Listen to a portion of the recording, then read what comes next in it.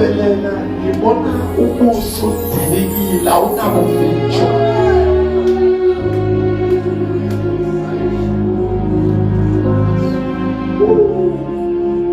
Ngibona umusa kaNkulunkulu odilike wadipheka kulendlu ngegama likaJesu.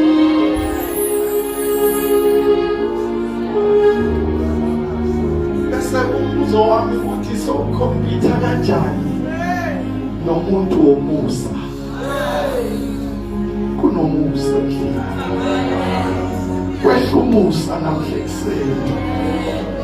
Sithi si-celebrate ukuvuka kwewundlu kaNkulunkulu. Kubonakale kwehla umusa ekhaya. Kubonakale umusa kaNkulunkulu udilika thina.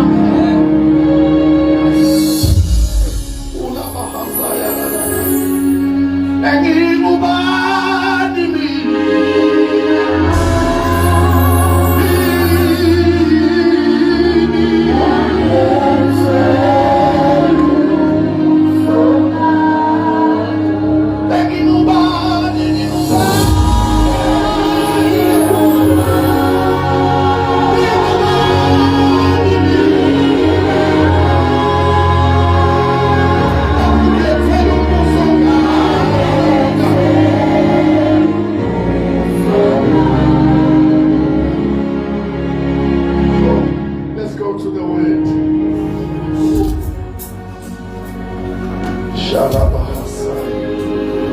Philippians chapter number 4 to verse number 19. Amos chapter number 3 verse number 3. Tell us go Amos versus go Philippians. Kukhona uNkulunkulu afuna ukuqaqa namhlanje.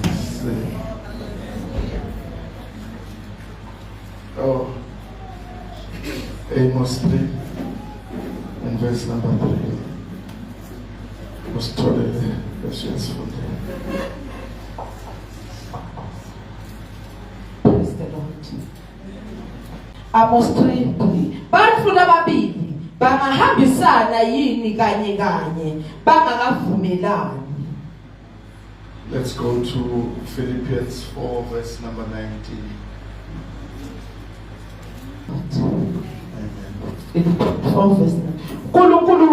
Nkulunkulu wami utawuhlangabetana nako konke kwesela kwenu kuye nemcebo webukhosi bakhe lobu kuKristu Jesu.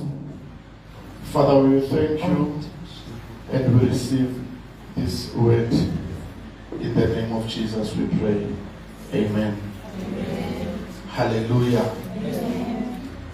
Amos zothatha isikhathi esincane kakhulu ngicela uhambe nami from the onset.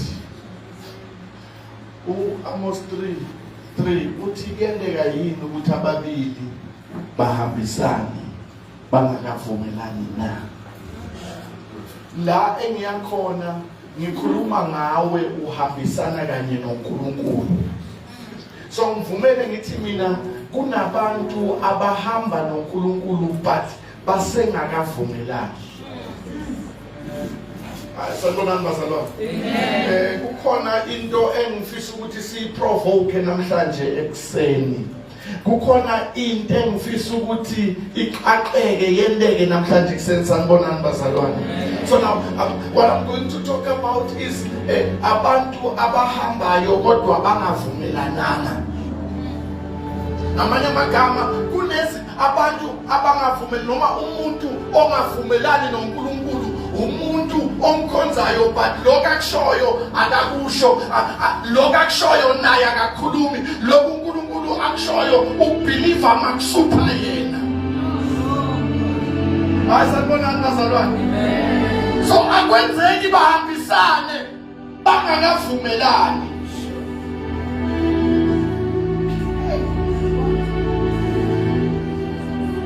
Tell English Philippians 4. Praise the Lord. Amen. And my God will meet all your needs according to his glorious riches in Christ Jesus. And my God will meet all your needs. A different version, English. NLT.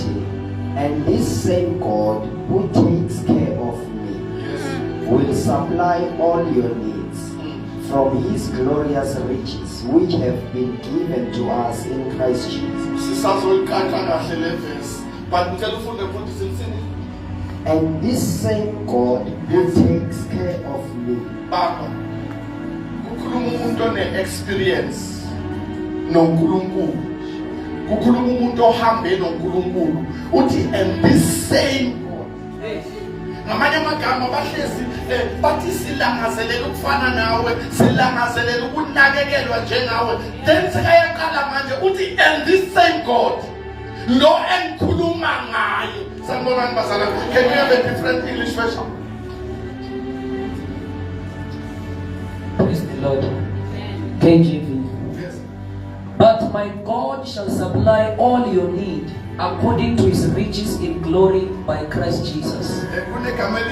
Interested but my God shall supply. Somebody say my God shall supply. My God shall supply. Come on, somebody say my God shall supply. My God shall supply. Now, kunezinto emfisa ukuzithinta bese siyathandaza. Kunabantu abanengi abakhulekayo. Kunabantu abanengi abazila ukudla. Kunabantu abanengi abathi siyamkhona uNkulunkulu ukuthi uzokwenza lokhu akwenze lokhu akwenze lokhu. But at the end of the day basithole ba back to square one la kungenzeki lutho khona. Kunabantu abaningi abanye they even gave, they even sacrificed, kodwa lokho akubonakala ithelo semhlatshelo yabo, akubonakala ithelo semithandazo yabo. Sanibonani bazalwane, angeke ngikhuluma isikhathi eside kodwa lokho engizokhuluma manje kuzoshintsha impilo yakho forever. Kunabantu abazokulandela ngenxa yale sambulo. Mina ngikhuluma nabantu nawe sewuyathula kodwa uyabezwa lapha ekhaya bathi uma senje uphi uNkulunkulu wakhe.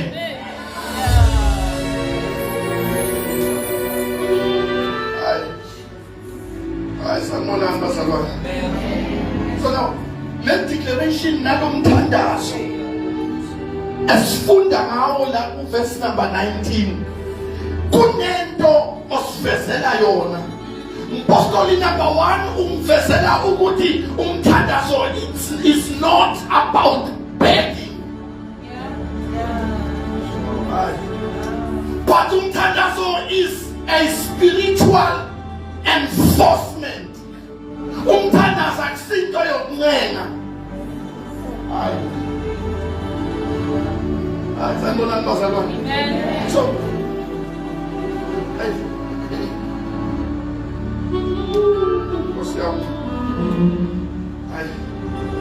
So, umthandazo uyi spiritual enforcement.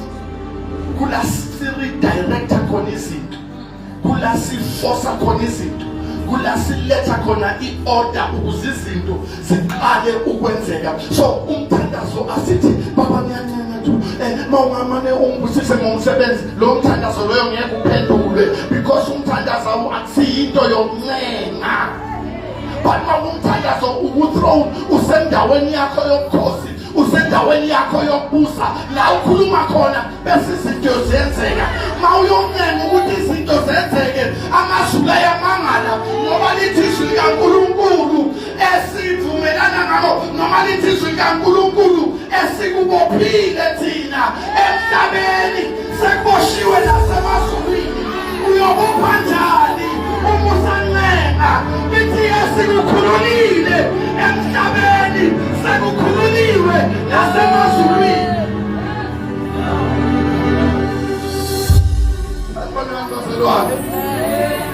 Hallelujah.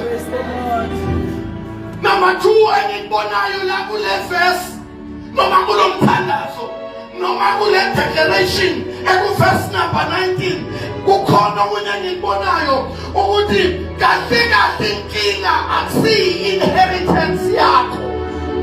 Right. So the question is not about ifa lakho ngoba ifa li guaranteed, but the question is about the revelation. Umbuzo ungale sambulo. Okay. Awukho ngalefa. Awukho ngalento wanikezwa yona. Ayisakubonani bazalwane. Kukhona abanye la umonqwela abasizayo abaloko banyenye izinto abaphiwa zona. Lenkathi uJesu athi kuphelele konke bekathi kuphelele, he meant everything. Praise the Lord. Hallelujah. Was God. Kukhona futhi okunye ngikubonayo la. Izwe likhuluma ngako. Mama, you don't have to measure imithandazo yakho ne-wallet yakho.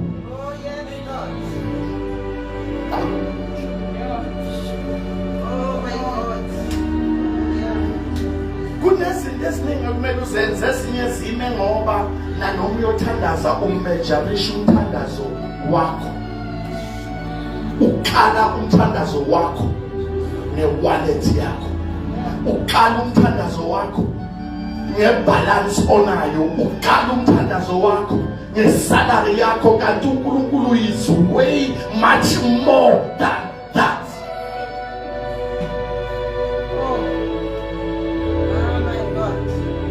Kunezinto wallet yakhe engazihandle, but wallet yakhe limited. Ngiyafisa bona thina namhlanje kuseni kungaba yilona lo athi umthandazo yami niyoqala ngimejarishe ngaloku izwi elingakwenza. Yebo abantu ngenzeka bathi kunezinto ezingeke zenzeke, but as long as izwi kaNkulunkulu lingakashongo ukuthi ngeke kwenzeke, I will never stop saying it. I will never stop speaking. I will continue to speak up until it comes to pass.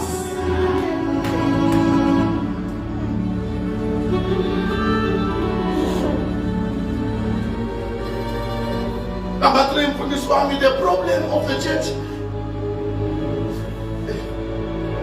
ukungahlukanisi.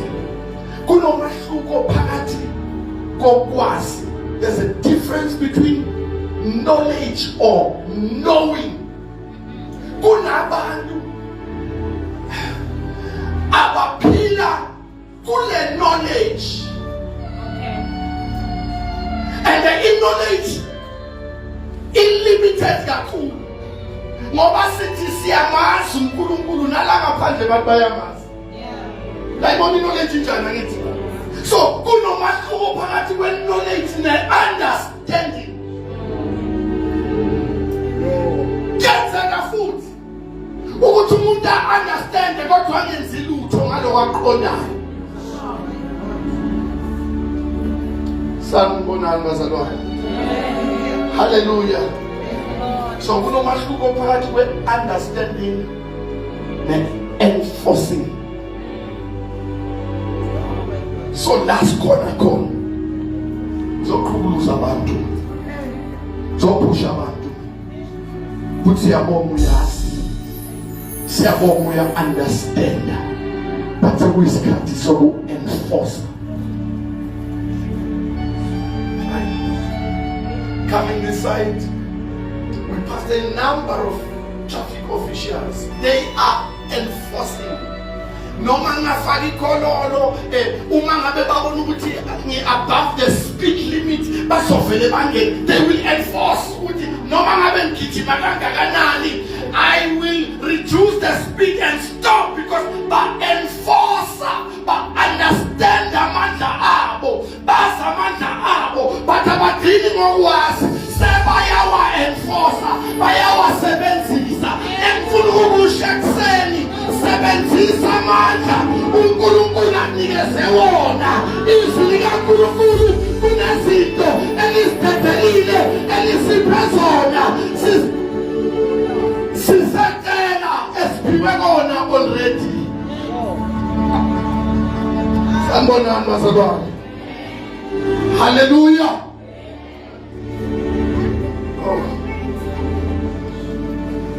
Apostoli, there's another statement ngale verse engilibonayo lana. Akusimthandazo kuphela.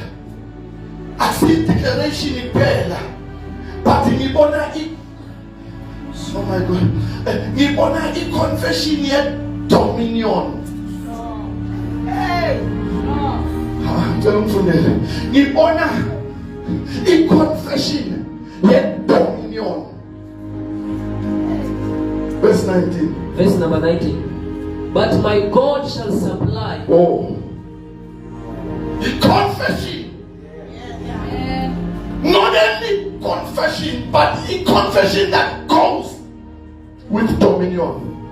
Is a change in impilo zabantu. Bakukhulu impilo zabantu. Babuzana abantu ukuthi kwenzakalani. Angisathandazi njena izolo. Understand ukuthi ngiyakwazi enforce izinto. Hayi kwenze njani izinto kwangathi seyishintshile. Uthi vele ishintshile ngoba sekwenye level la ngikala khona uku-enforce izinto. Nalezi bengenzeki siyawukala siyenzeke. Nalezi bebonakala kwamasuthi ku-impossible. Uthi kuNkulunkulu wami akukho okungenzeki uma ngihamba kanye naye. Ivumelana kanye naye. Nami ngikakukho okungenzeki. Verse 19. Verse 19. But my God shall supply. But my God shall supply. Noma bathi ukhohlwe konke. Akhohlwe ukuthi uNkulunkulu shall supply.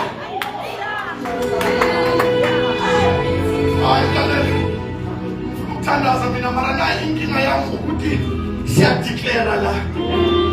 Nemaphuma mawufika ekhaya ubhekana nalesimo. Ufanana nomuntu ofika atshala imbewu. Ayinisele ithembise. Bese kusasa mawubona bangazuthi angeke lini izulu ubuyele lapha abawutshale khona ugube uthi ake ngikhiphe lembewu sanibonani bazalwane. Asivumele isimo sakho sikucishise lokubhalile ezweni likamoya. Amen. Hallelujah. Hallelujah. So, verse number 19, we confession ye dominion. So, verse number 19, bafundisi, utanaye ye option, but uNkulunkulu shall.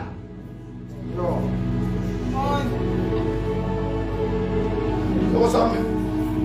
Ngicela uhambe uyodominator phezu kwalesimo. Ayi ungavumi isimo sigibele ekhanda. Hayi sanibonani bazalwane.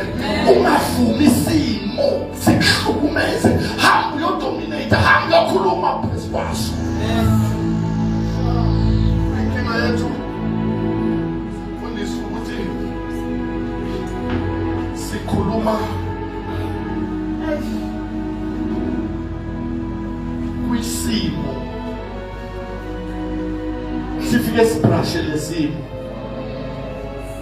kanti irresponsibility yethu ukukhuluma against isimo. Kula uqala khona ukusebenza, kula uqala khona ukuphezu kusimo. Kunezinto engifisa sizibukela kula mavesi bese ngiyathandaza. Number 1, asabi. But my God shall supply. Uyele muva. But what? My God shall supply. Asibambela. Before understand yonke lento. Somebody say my God. My God. Come on, somebody say my God. My God.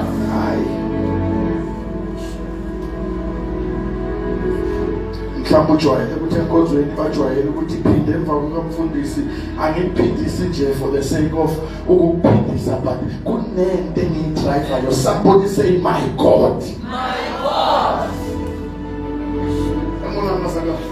So number one, ngicela ubuke legama elithi my God. Nkulunkulu wami. Now, the moment uthi my God, akasasi uNkulunkulu wethu. Uphumile ekuthandazeni nesiqubu. Uphumile ekudiklereni nesiqubu. Kodwa uqala manje uthandaze as a person othi mina nginoNkulunkulu. Somebody say my God. Come on, somebody say my God.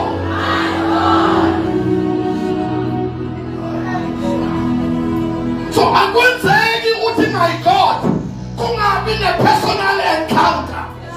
Once uthi my God, there has to be a personal encounter. Nanena, ngizaka abanye baba understand. Yebo, they were not there. uNkulunkulu ahambela wena.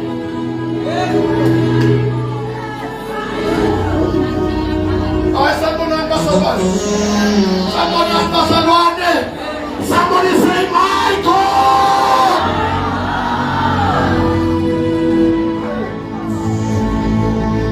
Wase wafika kule dimension yaka my God. So fika nakuthiwa ngiyaniswa nonke. Singayiphakamisa sonke isandla. Singasho ukuthi siyabonga Nkosi sonke. Mara mina sengiphumile ngeculo lenu. Sengimemeko ngoba ngimbonile mina. Sengimekwenye indawo ngoba akwenzekile angiyaboni kuwe. Kodwa ngimbone kimi. Somebody say my God. Shalabahasai. So the moment umuntu aqala athi my God, kunento evukayo. Government. Shaba bonke. Namhlanje noma lempela sonto si celebrate ukufa nokuvuka. Bekungaba yize ukucelebrate ukufa nokuvuka kukaKristu. But usalunga ngayiphathi. Le title tithi.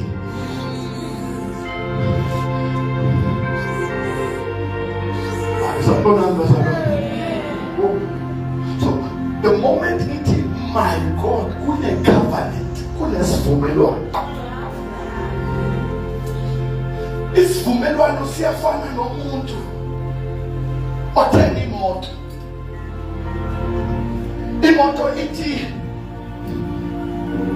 500,000 athanayo mara nawo amaphepha ami lapha ku-dealership babuke i-payslip yakho, babuke wonke lama-documents abawafunayo. Mabaqeda bese bathumele kwibhangi elithembayo ukuthi lo muntu uzoyikhokhela imali yethu. Umususayini contract, awuyisayini ne-dealership. Uyisayina uku-dealership but awusayini ne-dealership. Ngoba the moment imoto yaphuma la, i-dealership seliyenzile i-profit.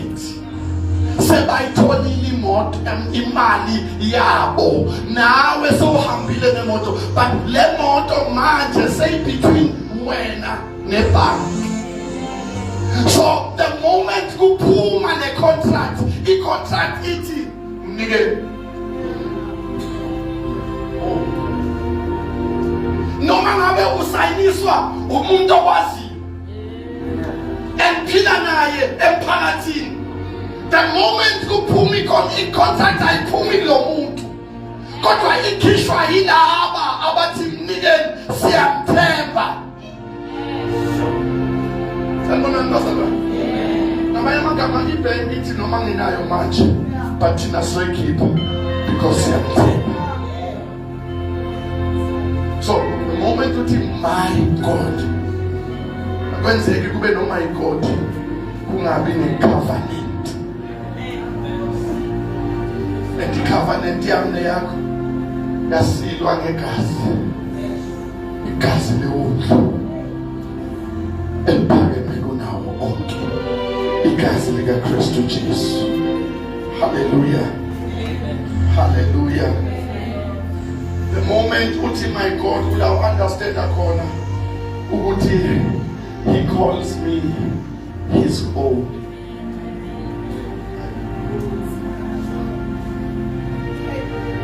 Now understand ukuthi kahle all the songs we are singing siseduzane nalokhu esithanda ukucula ngakho, but wonke umuntu kumele abe nezingoma zakhe.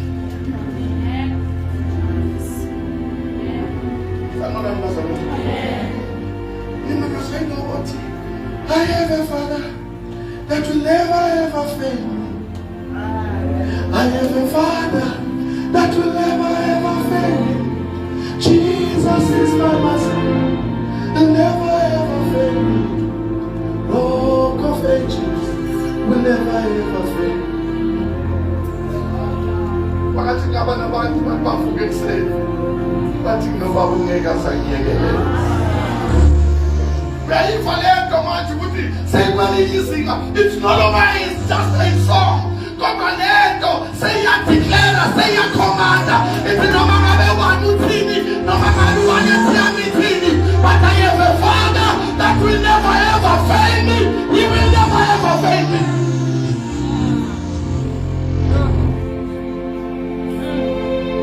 Ushala bahasaya. Uga bahasaya dalai. Ay sanpunan basa. Somebody say my God. Somebody say my God. Ngino baba. Ngino uNkulunkulu. Akangazi ngenamba. Akangazi nge-ID number. Hayi sanibonani bazalwane.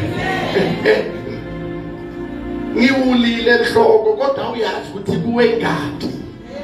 Yeyinohele. Uyazi ukuthi kusele ngaphi. That's how much my Father knows me. I have a Father. He is my God. Phone number 2. Verse 19. But my God shall supply. Asbambe. But my God. Uzokala lela ngithi. Number 2 uthi shall supply. Khona ngilandelayo lana kulamagama sanibonani bazalwane. Somebody say my God shall supply. The moment usebenzisa igama elithi shall livusa ithemba. Amanye amagama uma ngabe kusupply uNkulunkulu uthi live to me. Ngizokwenza. Hayi bese kungena abase great nation bangasathi shall but my God yes. But I wena wasenza isilima wasenza ihlanya wakhuluma ngento engekho ikhona uthi kuwe ayikho kodwa kimi khona kuwa ingenzeki kodwa kimi yenzekile. Mina ngikhuluma nabantu namhlanje ekseni abazophuma ebantwini lalela impilo yakho asiyintando yeningi. Ungavumi ukuthi impilo yakho icontrolwe ama-ideas wabantu. Somebody say my God shall supply.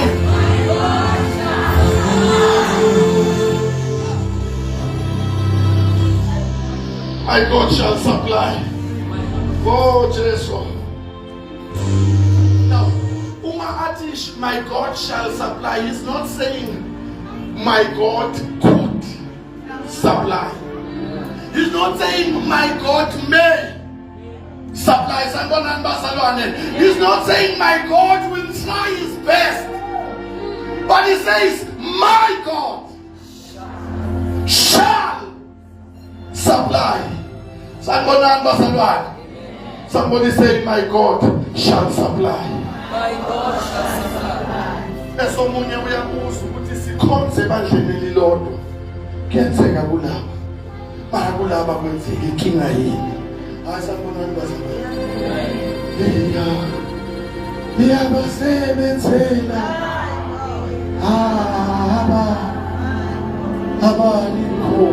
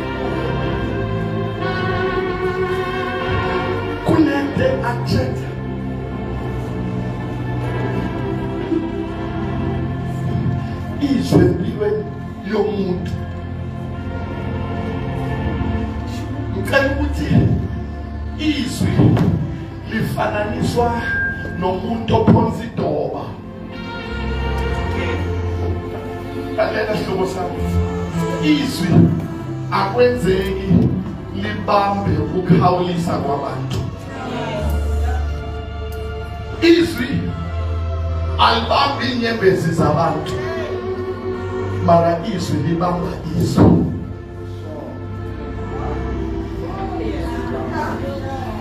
Izwi libamba izwi.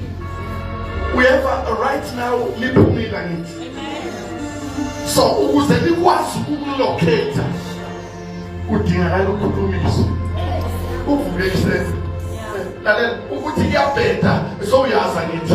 Bakadinga ukuthi uzu-echoishe lokho ukuthi imali awunayo so uyaza ngithi but awudingi ukuthi uze u-echoishe lokho kodwa wena okhulumayo uqala ukhuluma izwi ukuze izwi likaNkulunkulu libambe izwi kuwe. Hallelujah.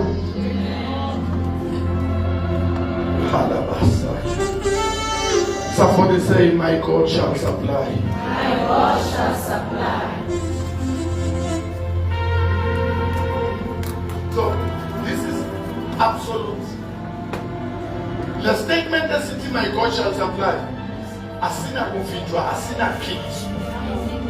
Kulukulu. Utakwenda ngitshilo futhi ngathi la ekhaya seka kwenzi. Yeah.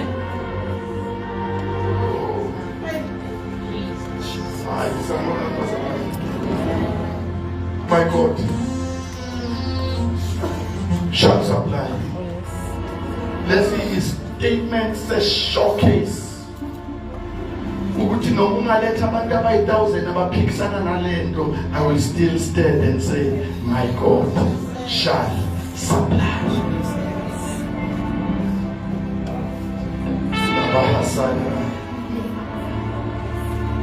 So the statement uma ngabe besisenkantolo sivela siphakame njenge statement esiba legal binding.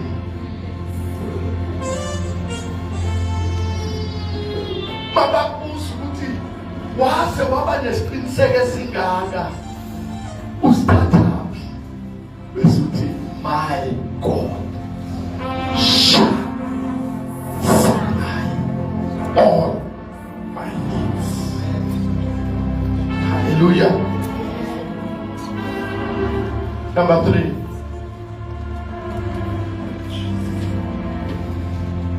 But my God shall supply all your need.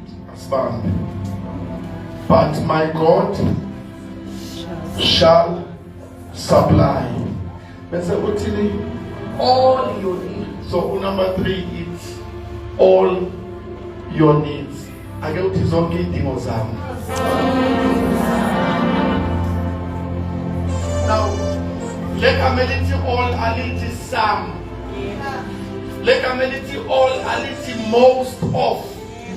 But lithi zonke. Inkinga wena usuke wakholelwa everything that people say. Uma bathi hayi uNkulunkulu shemomzala akamnikeza ubuntu yonke into, abanye ufuna sibalance, abanye ubanika imali mara bahle bagula. Who said that? Uthi Yesu lakhe, but my God shall supply all your needs.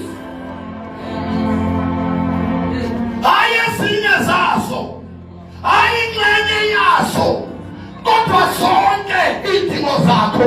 Kanti ukhuluma nasekuseni njengomprofeti kaNkulunkulu ukuthi izidingo zakho uNkulunkulu uyayibonelela namhlanje ekuseni in the name of Jesus.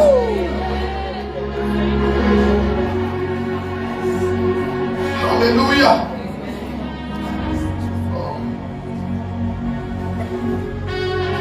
Mina nezidingo zakhe iphathelene nokudla ziyabonelelwa manje, ziyabonelelwa.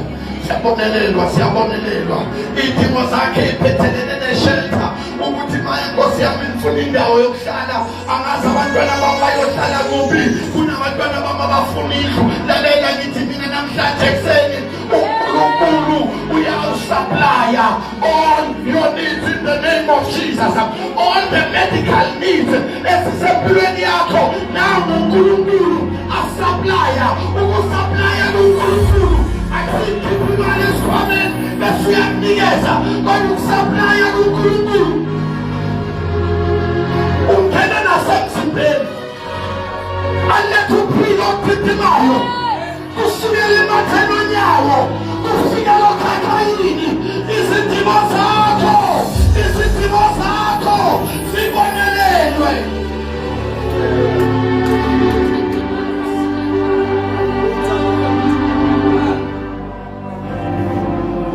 So when you will never worry about clothing. You will never worry about transport. Inkinga wena unaka okushiwo ngabantu ngawe, kodwa unaki lokho okushiwo uNkulunkulu wakho ngawe. Elithi likaNkulunkulu uyathokoza uma abangcwele indlala kahle yabo.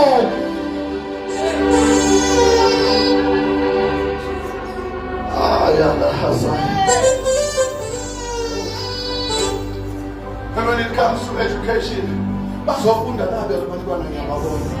Ngiyababona abanye abazali bayabuka bathi uzofunda ngani lalela noma ngabe bonemali bengeke afundiswe imali yakho. Umntwana ufundiswa ngoNkulunkulu. Umntwana ufundiswa ngoNkulunkulu. As much as akhula phambi kwakho lalela sihlobo sami azane wena umkhulise. Don't take the credit. Ukhuliswa ngoNkulunkulu. Wena wazi ukukhulisa. I have two daughters. Angikwazi ukubakhulisa kodwa ngibonile uNkulunkulu abakhulisa phambi kwami.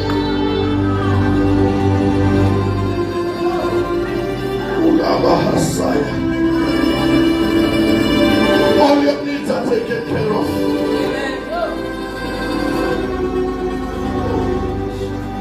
And to this house, hey,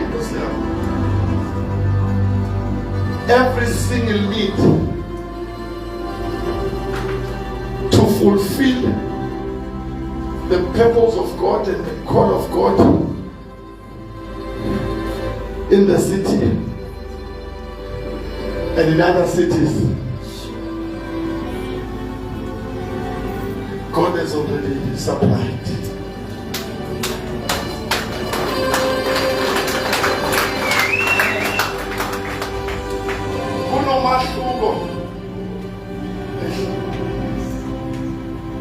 Where we say give and it shall be given back to you. The same measure, but not actually the same. But let's linganize onikele ngaso. I'm going to take that same measure. It's going to be pressed down. It's going to be shaken together.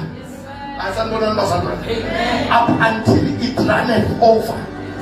But manje uNkulunkulu is saying something which is above the shaken together, pressed down and running over. But uNkulunkulu is releasing a grace of supply. Supply never stops.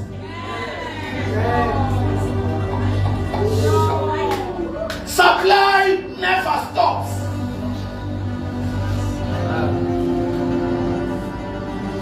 This is not a sermon, but I'm giving an order from the heavens. The moment in pool, mamina ngalomnyang, kunezinto ezokala zenzekela. Masikhuluma ngesupply.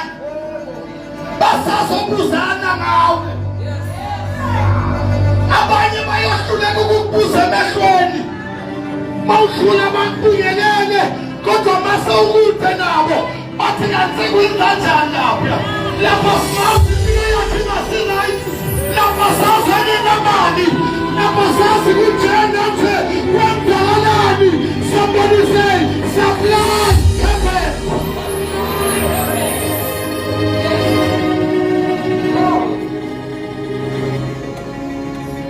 Supply happened. My God shall supply.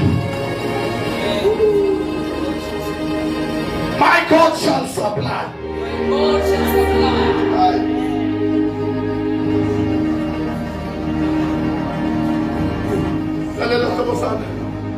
Every single need ethintana nawe. Inkinga yami ukuthi apostoli kunabantu abacabanga ukuthi ababizwanga la endlini. Kanti wonke umuntu ophilayo ubiziwe. The moment usindiswa, you stumble into your calling and uqala udiscover izinto uNkulunkulu abizele zona. Akwenzela uNkulunkulu makabiza athi hamba uzozibona. Akafani nabantu uNkulunkulu. Uma abiza uNkulunkulu uyaprovide. Kukhona abanye ababizele imisebenzi.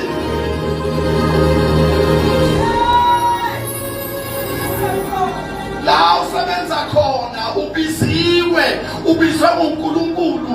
uNkulunkulu uthi sengifuna ukuyosebenza lapha kuleya nkampani, ngingahamba ngobani? Kwathandeka kunomuntu okhulekayo eGreat Nation Alliance othi biza mina. uNkulunkulu wathatha watshala le nkampani.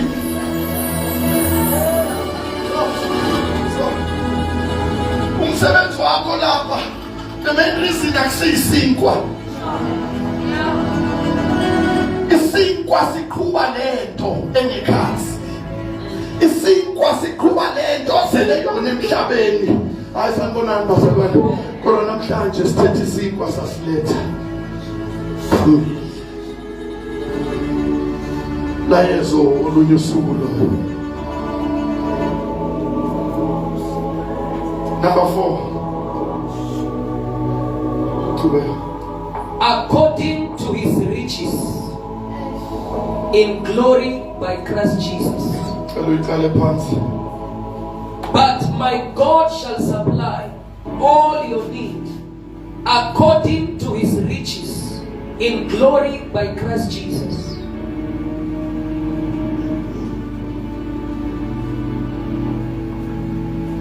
All my needs according to his riches in glory by Christ Jesus. All my needs according to his riches in glory. According to what? According to his riches. No. According to what? According to his riches.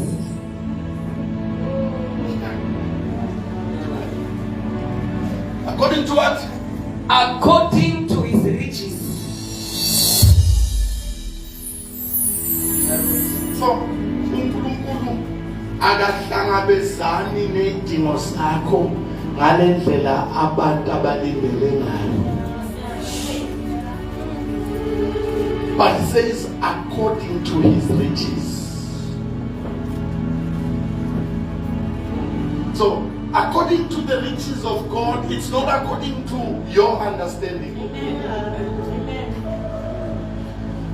Kukhona umuntu uthandazela imali, uNkulunkulu angalethe imali, alethe $1 billion idea.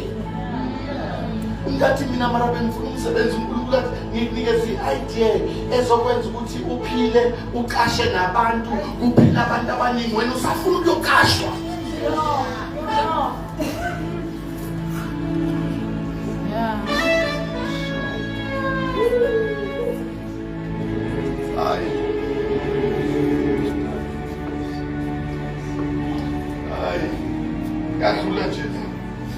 Marumavuma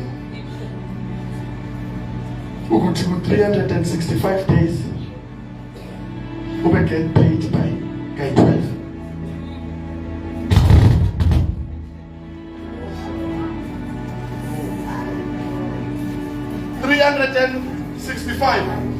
Days ubhadalwe kangaki? Akwenzi sense.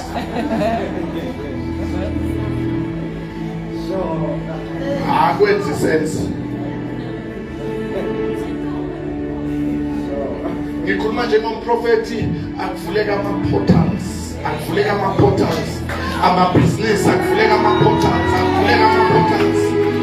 akuvuleka multiple streams of income.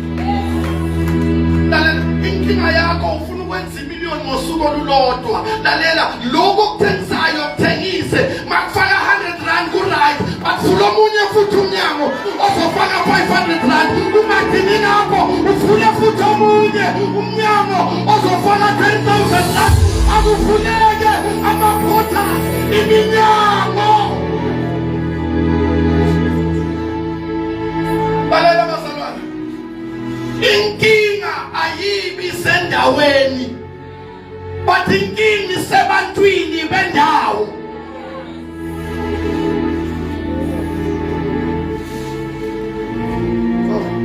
The certain men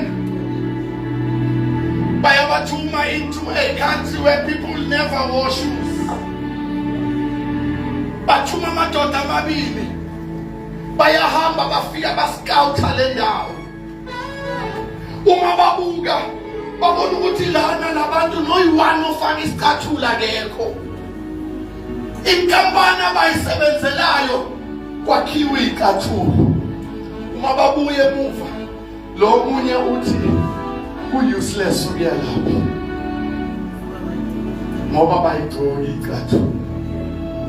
But lo ohlakaniphile uthi kwi-CEO, ngicela ningenzele imihlobohlobo yecathulo ningithumele ngoba nginomsebenzi omkhulu wokuyofundisa abantu ukugcoka icathulo ezinye siyoqala ngobaba mabaqala ba-enjoy lezi bese sesibathengisela lezi inkinga yikho endaweni inkinga isebantwini ngiyabeva mina abanye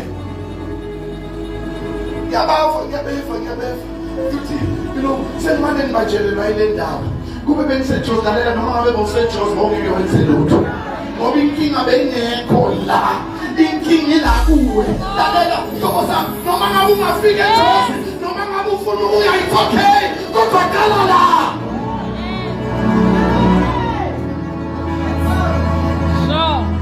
qala la hallelujah according to his riches, not according to your abilities. According to your abilities, but not according to your abilities. Not according to your bank account, not according to your bank balance. Abanye kunezinto abangakwazi ukuzenza ngenxa yokuthi the moment imele aphakame ubuke emuva wathi but I don't have money.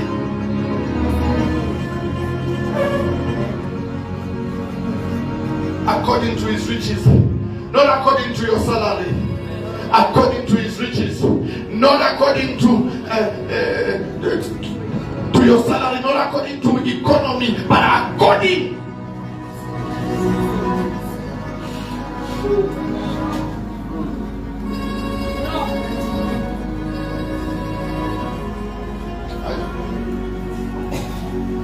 Nine petrol 90s in I'll complain yes. No. So let's think what seriously. Yes, sir. So my band, abafana nama ambassadors. Abatangenze ngikuphuli. Mara my supply. Hey, supply yami yasemashumi. Nginobaba mina ngakekelayo. Wathi yena lento istory saseBhayibhelini. Uthi wathi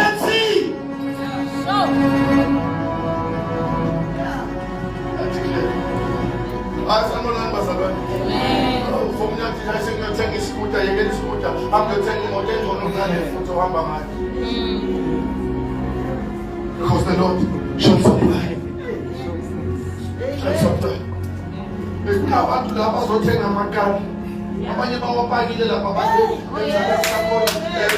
sengijoyine iclub leyo emsebenzini hambe uyothenga imoto because uNkulunkulu shall supply all your needs according to his riches. So izimo zethu asibonelelwa ngokudabana kwabantu, asibonelelwa ngokuthi aboTrump bantu akangakanani ku-affecta nomhlaba wonke, kodwa sibonelelwa ngokwendebo kaNkulunkulu, ngokwendebo kaNkulunkulu, ngokwendebo kaNkulunkulu. Whether a recession comes or not, but mina nawe sibonelelwa ngokwendebo.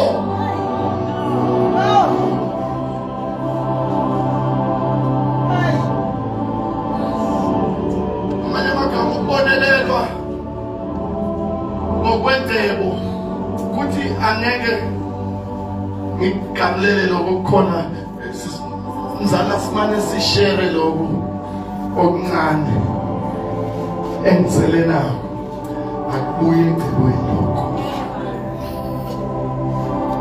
kwindebo kaNkulunkulu lesi abundance. That is why manqala thize mina umthandazo wakho ungawulinganisi ne-wallet yakho.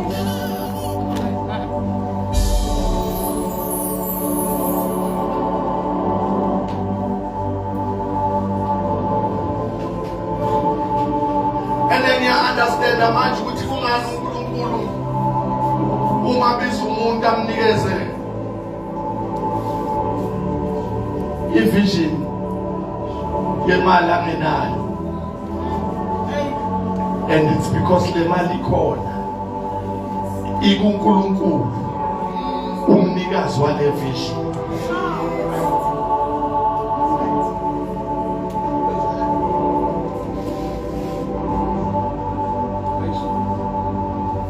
Mina nawe sibonelelwa according to God's riches. They are stored in heavenly places.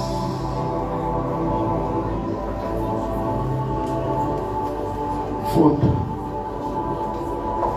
But my God shall supply all your need according to his riches in glory by Christ Jesus. According to his riches. Where? In glory. Where? In glory. He's taking it to another dimension. According to his riches. Where? In glory.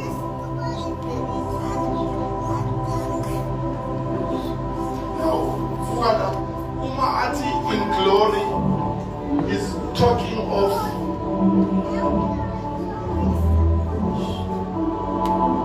the unseen world or realm. So kahle uNkulunkulu ufuna ukunakekela and ukubonelelwa nokunakekelwa kwakho. uNkulunkulu akakwenzi kuphela from his riches but uthi in glory. So there's a place la uNkulunkulu akunakekela khona. Just like your bank account, abanye se Absa, abanye se Standard Bank, abanye se FNB, abanye se Capitec. uNkulunkulu, I'm not going to use any of those, but I'm going to use glory.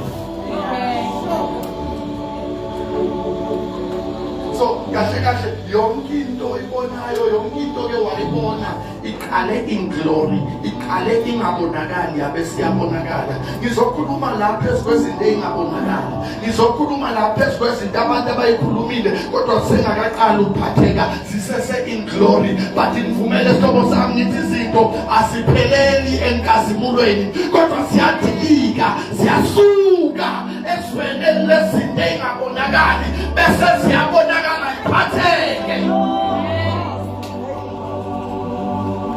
Hallelujah.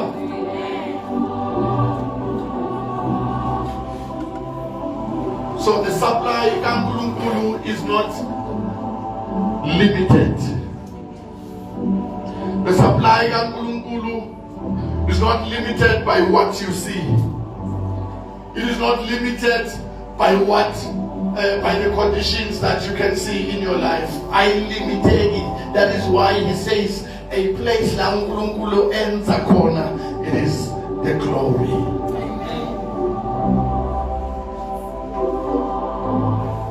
It is a supply that is unlimited. It is a supply that never runs dry.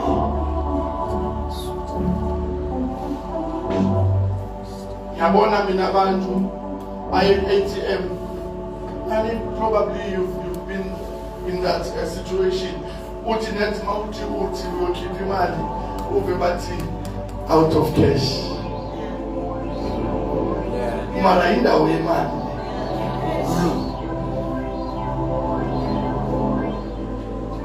But the supply kaNkulunkulu never runs dry. Last one. But my God shall supply all your need according to his riches in glory by Christ Jesus. By who? By Christ Jesus. That is why it is a mina as far as we celebrate Jesus. Man in below when we celebrating, our lives must change. So Jesus is the key. So Uti, I want to supply and I want to take care of you through Jesus, my son. Through umsebenzi owaphelelizwe eCalvary.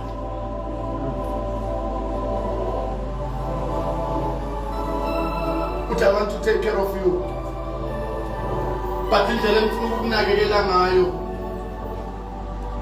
mana phezu kwalesambulo. And lesambulo sifuna ukuthi umuntu avumelane nobaba.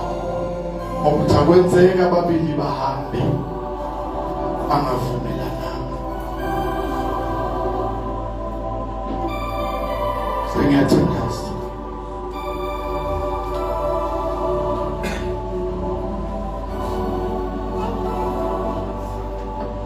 Never choose self-knowledge over the word of God. Self-knowledge ifaka imizwa, ifaka ukubona, ifaka ukuzwa, ifaka ukuthinta, ifaka ukunambitha. Khetha izwi phezu kwakho konke.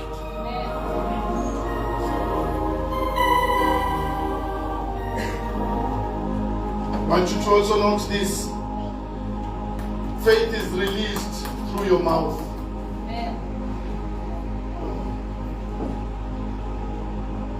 So the word of God says, faith cometh by the word. Kholwa kuza ngezwi. But ukukholwa kuriliswa ngomlomo. Kuriliswa ngomlomo. No.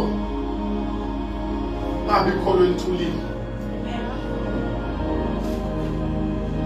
Khuluma dedelisi.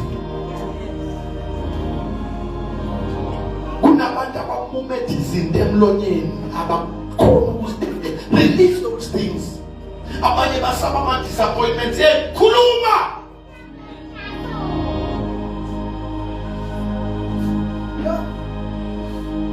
Another thing, faith is expressed by your words. Ukukholwa kubonakaliswa namazwi akho. And mangithi amazwi akho ngithi khuluma lokho okukhulunywa nguNkulunkulu. Men of God, where do I start? Philippians 4 verse 19. That's where you start. Hambe ukhuluma nalizwi up until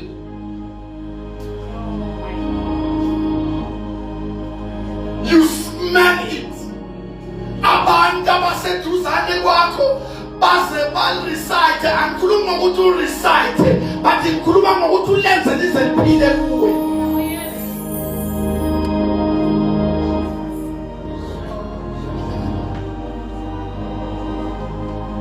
Because if you don't give your faith a voice, your faith will be dormant.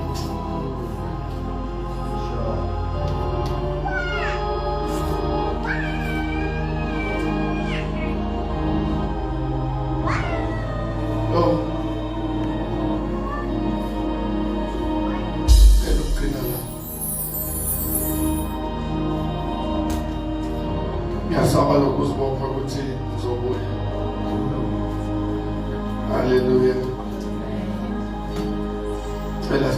Let's stand on our feet.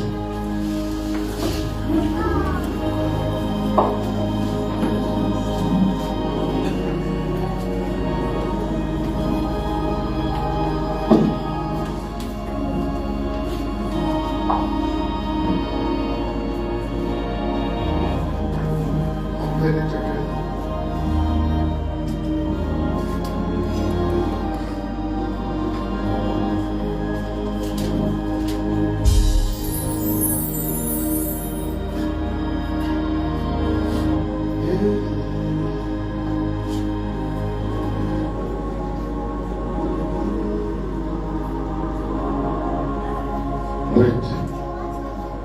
But my God shall supply all your need according to his riches in glory by Christ Jesus. But my God shall supply all your need according to his riches in glory by Christ Jesus. Read and say, my need. But my God shall supply all my need according to his riches in glory by Christ Jesus. Read it again.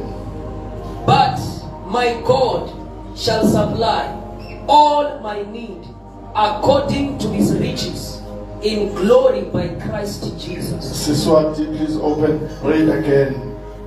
But my God shall supply all my need according to his riches in glory by Christ Jesus. Read it again. But my God shall supply all my need according to his riches in glory by Christ Jesus. Why are you worried? Read again. But my God shall supply all my need according to his riches in glory by Christ Jesus. Remove the fear from your future. Read again. But my God shall supply all my need according to his riches in glory by Christ Jesus. Akukho lokho ofuna ukuba yiko ngeke uzukhona ukuba yiko. Read again. But my God shall supply all my need according to his riches in glory by Christ Jesus. Swat. uNkulunkulu wami utawuhlangabetana nako konke kweswela kwenu kuye nemcebo webukhosi bakhe lobuKristu Jesu. Ngicela manje siyayipersonalize kweswela kwami. Asami. uNkulunkulu wami utawuhlangabetana nako konke kweswela kwami Yebo. kuye nemcebo webukhosi bakhe lobuKristu Jesu. Come on, say it again. uNkulunkulu wami utawuhlangabetana nako konke kweswela kwami kuye nemcebo webukhosi bakhe lobuKristu Jesu. Say it again. uNkulunkulu wami utawuhlangabetana nako konke kweswela kwami kuye nemcebo webukhosi bakhe lobuKristu Jesu. Asiborekanga njengoba sifunda kangaka. Kukhona okwenzakalayo. Funda again. uNkulunkulu wami utawuhlangabetana nako konke kweswela kwami kuye nemcebo webukhosi bakhe lobuKristu Jesu. Nkulunkulu kabani? Say it again. Say it again. uNkulunkulu wami utawuhlangabetana nako konke kweswela kwami kuye nemcebo webukhosi bakhe lobuKristu Jesu. Baba siyabonga.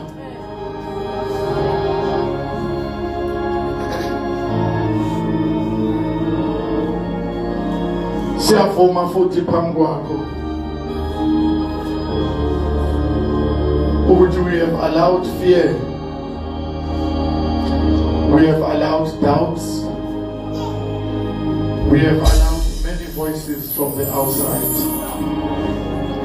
but we stand and we declare this morning, thank you for the supply. Thank you for the supply. Thank you for the supply. Thank you for the constant supply.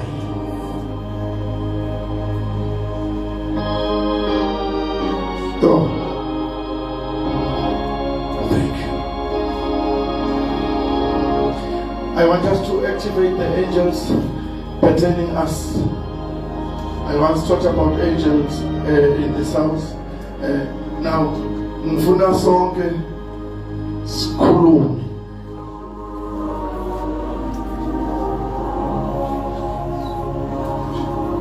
Bazalwane, the key thing akusile sidingo sakho. Indaba akusile sidingo. Please, ngicela ungathandazi from your need, but thandaza from a place of abundance.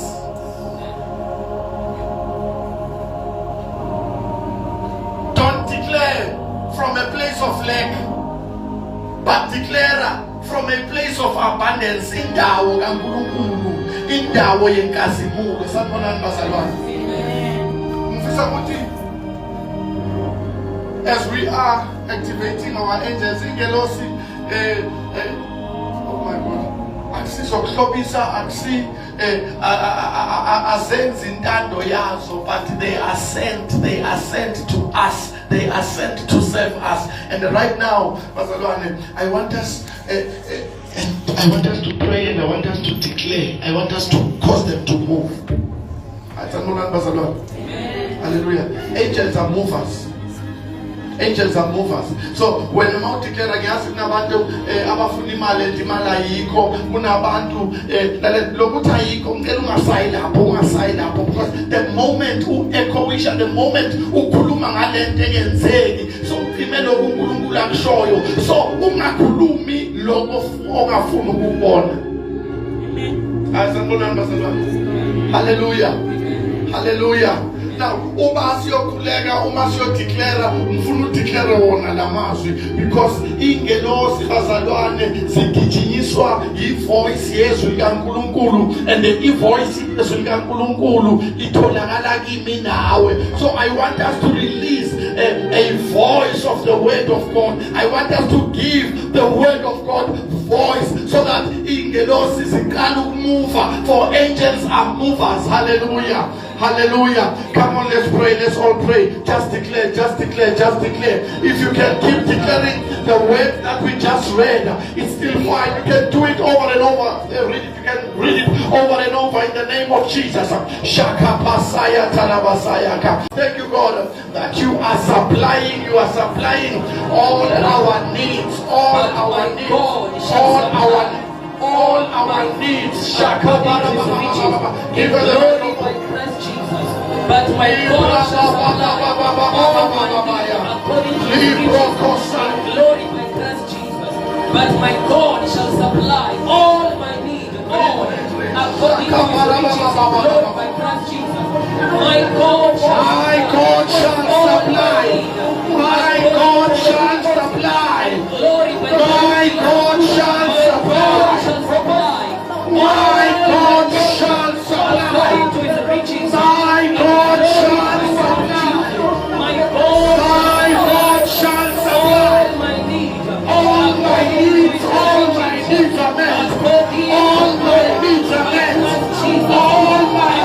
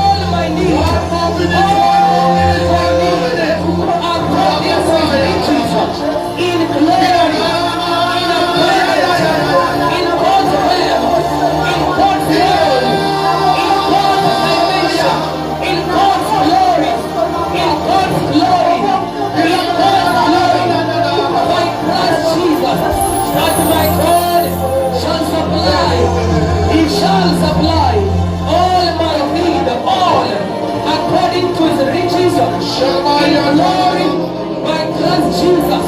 My God shall supply all my need.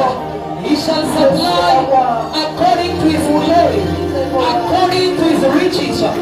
He shall supply according to his riches, according to his riches, in glory, in glory, in glory, in glory, in glory, in glory, by Christ Jesus. Baranamane korabesa, shepele kobaranamatoya, manteke berodiatos, rike pedeketolia kotai, rani supalito, rende matose, iteke baranamantaya, shabaramara. But my God, He is my God, He is my Father, He will Apostle, He shall supply all my need according to His riches in glory by Christ Jesus, by Christ Jesus. But my God shall supply all my need according to His riches in glory by Christ Jesus. But my God shall supply all my need according to his riches in glory by Christ Jesus. But my God shall supply all my need according to his riches in glory by Christ Jesus. My God shall supply all my need according to his riches in Karusa. But my God shall supply all my need according to his riches in glory by Christ Jesus. But my God shall supply, my God shall supply, my God shall supply. There is no fear of the future. There is no fear of the future. He shall supply. He shall supply. Jehovah shall supply. My God shall supply all my need according to his riches in glory by Christ Jesus. Everybody, my God shall supply all my need, not according to people, not according to the economy, not according to the economy of this world, but according to his riches in glory. Oh my God, my Resubalia Damaya, Lekobayana Matose, my God shall supply, my God shall supply, my God shall supply, my God shall supply, my God shall supply, my God shall supply, my God shall supply, my God shall supply, He shall supply, He shall supply. I give the head of voice, I give the head of voice, my God shall supply all my need according to his riches, according to his riches, in glory, in abundance, by Christ Jesus. My God shall supply all my need.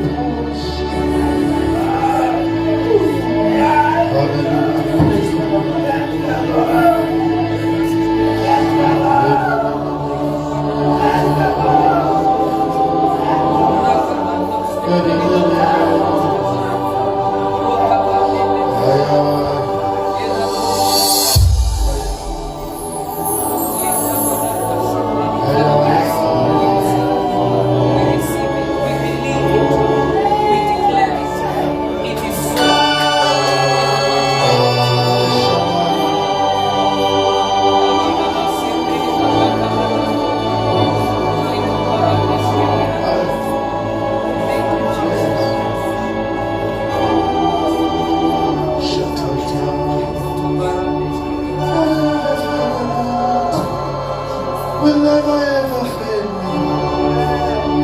I have a Father that will never ever fail me.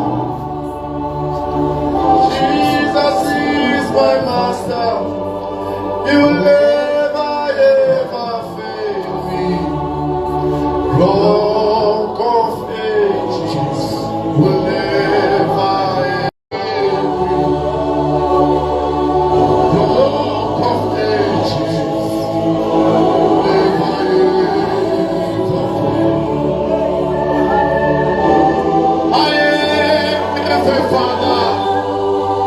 that will never ever fail. I have a Father who never ever fail. Jesus is my master. He will never ever fail me.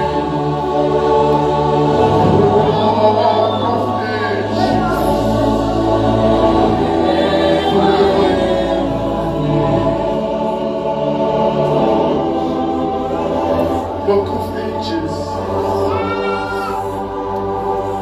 never ever fail.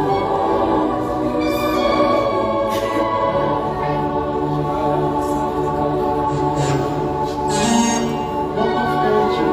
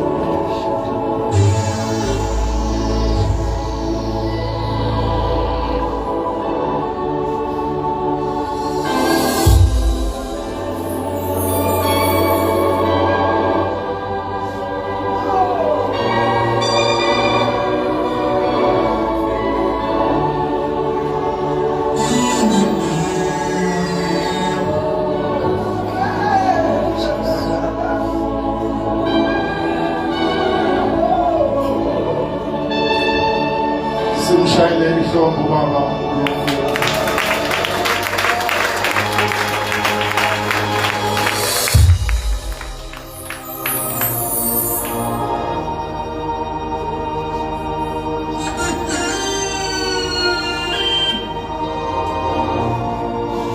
Cela ungayeleli ukukhuluma.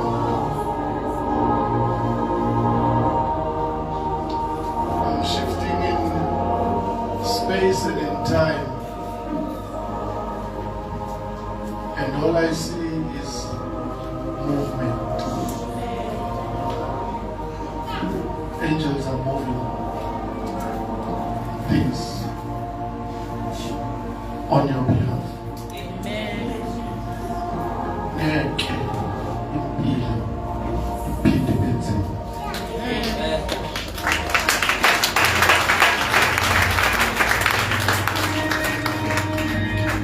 Angikhulumi njengomuntu ongeke aphinde abuyela esekhaya la. Ngithi mina ngeke impilo iphinde benzeke. Nkosi umoya ngcwele akufundise indezela nokumelana nawo onke ama-doubts, nawo onke amazwi angafuni ufike la kumele ufike khona. Wena sowufika